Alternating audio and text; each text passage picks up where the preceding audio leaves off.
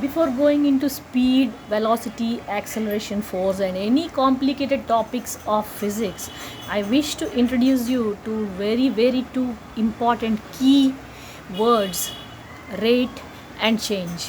Now, what is rate? Rate is nothing but measurement of any factor with respect to time.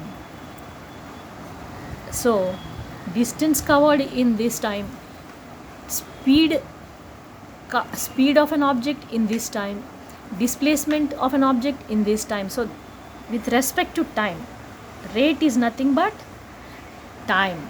So we can easily relate that the rate word is nothing but time. And change is nothing but delta. This is a Greek word, and in physics, wherever we denote change, we write this symbol as delta. And this is what is the important core item that goes into all the numericals.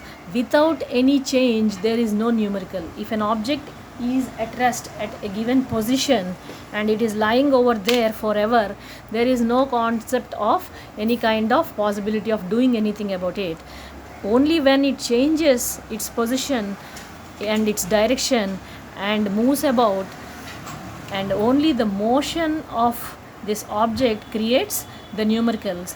And with respect to time, this happens covering of some distance or displacement, and position of the object from A to B to C to D, something like this, navigating all about, and this is nothing but change. So change and rate are two important concepts that you have to grip totally. So speed is rate of change of distance and velocity is rate of change of displacement. You can see d by t in a given time. Rate is time. Change of distance, that is, this is d1 initial and this is d2. d2 minus d1 by t is nothing but speed. And you can see here displacement, rate of change. Rate is nothing but time and displacement is s2 minus s1.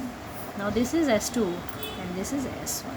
So this is the definition of speed and velocity. And let me take you a little more forward. Acceleration is nothing but rate of change of velocity. Rate is t, time, as I have already explained, and change of velocity is v2 to minus v1. An object traveling in this way is said to be in uniform motion.